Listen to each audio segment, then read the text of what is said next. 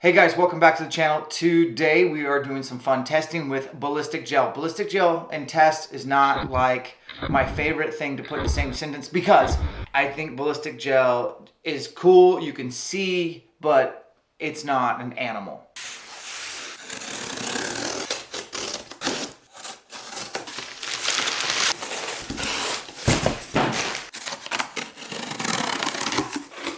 The best test is to test on real animals. But I want to shoot 4 broadheads head to head. The first one is the SWHACKER. I bought this from Cabela's, paid full retail, and this one is the 2-inch cut, I believe. So pretty standard. It's 125 grains and it's on a RIP TKO, total arrow weight 425. I have Josh Jones's titanium 50 grain half cert.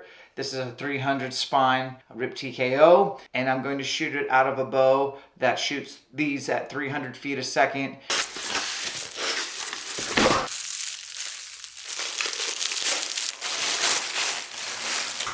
The next one I'm using, a SEVR 175. I love that it's titanium and it's got that locking mechanism.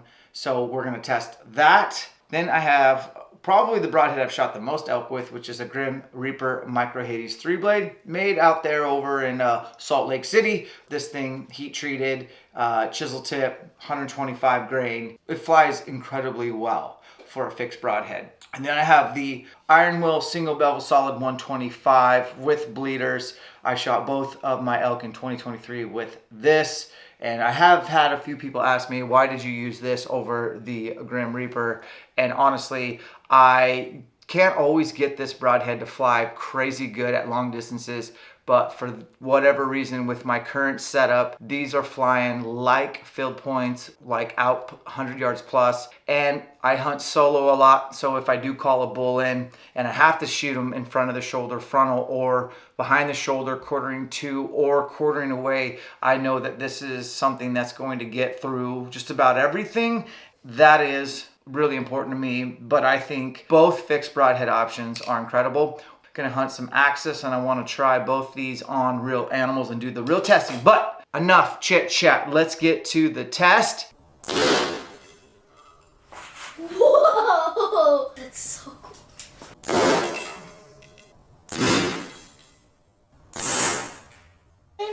Wiggle, wiggle.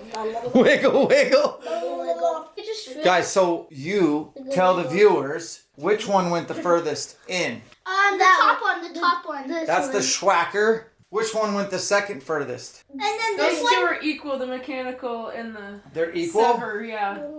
How And then hard is that? What about the third one? The very bottom one went the least distance.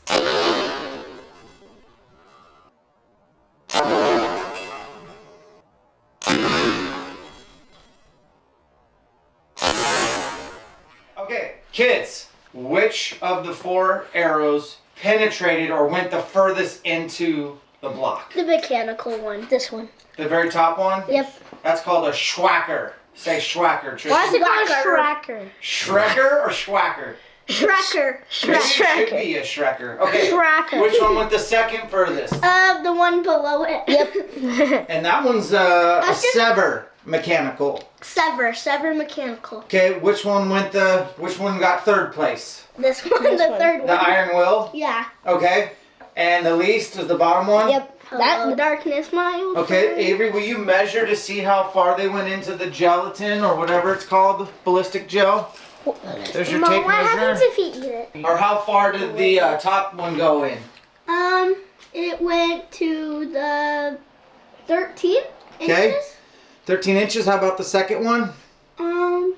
12. And the Iron Will, the third one?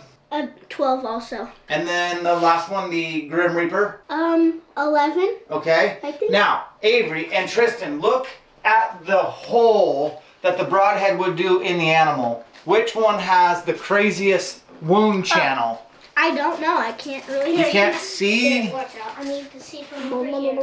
I'm gonna go with the bottom. I think the mechanical one because like it opens up inside and then it like isn't the arrow spinning? Oh, Yeah, the arrow's spinning. So then when it goes in, it like creates a bigger hole. Like right here. The SWHACKER's wound channel is insane. But it it doesn't open up until about there. So the technology behind that is it gets through the hide, maybe rib, and it's got like a wing blade. And once that wing blade goes through, it pushes back and then opens up these virgin blades. And then these virgin blades, you can see opened up there and just wound channel. The SEVR has a giant wound channel from the word go. Like it gets through and just giant. The iron wheel, I know it corkscrews because when I cut open animals, I can see where it like was a screwdriver. Like it acts like a drill motor when I'm cutting open animals. And I can see where the single bevel just kept drilling its way through the animal's vitals. And I can't tell if it did that here, but it's definitely not as big wound channel. I shot this at literally 6 feet. I used my 75-yard pen. The tried and true Grim Reaper Micro Hades 3 blade. So now that I'm looking at this, I can tell the diameter of a SEVR is insane. And this arrow went in not like this one, so you can't compare it apples to oranges because the wound channel's this way. But as far as consistency goes, this wound channel started a little late and then opened.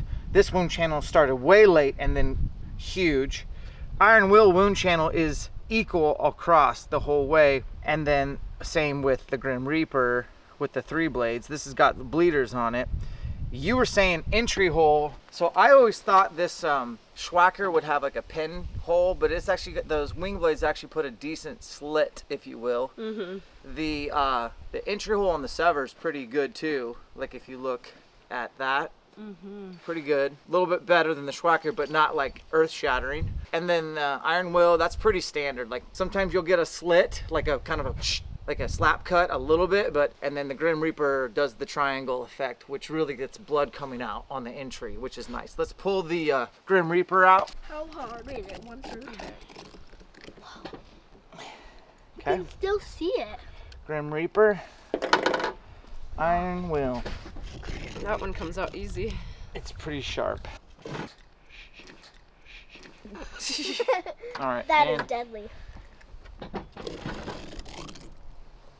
Grim Reaper Micro Hades 3 blade with the chisel tip. I would recommend shooting these virgin. Never, don't shoot these through a target and then put them in your quiver. The chisel tip, I've gotten through scaps. Good broadhead. It's made in America. Very affordable broadhead. Still stand behind it. Iron will. This one to me will penetrate better than them all through different angles because there's nothing mechanical involved. It's a little bit more of a safer bet, in my opinion. SEVR made out of titanium. That is a really good design. The chisel tip, I would be confident in using that. And we're gonna test these on animals. And then this guy, the SWHACKER, which is just, it is probably one of the sickest names ever. All right. All right, guys. Hopefully you enjoyed just the visuals. That was fun. This is not like a scientific test. We are gonna do some down the road. I'm still working on what would be the best thing to shoot through besides obviously like a real animal. I think there needs to be some hide involved. If you're gonna use plywood, maybe a 1/4 inch, or real bones, ribs, a real shoulder blade, maybe even with flesh on it. And I do like the ballistic gel for the visual. When it comes to mechanicals, this is just me, a guy who doesn't use them very much. I use them on turkey. There's 4 or 5 that come to mind when I think about expandables, and I want your opinion. If we are going to talk expandables, I haven't used a ton of expandables. I've used the Grim Reaper Fatal Steel on a bear in Alaska, and that worked out well. I've used the Evolution on turkeys, and it's been incredible. But the Mega Meat from G5 seems to be like a good one. Obviously, the SWHACKER, I think, has got to be way up there, and as well as the SEVR.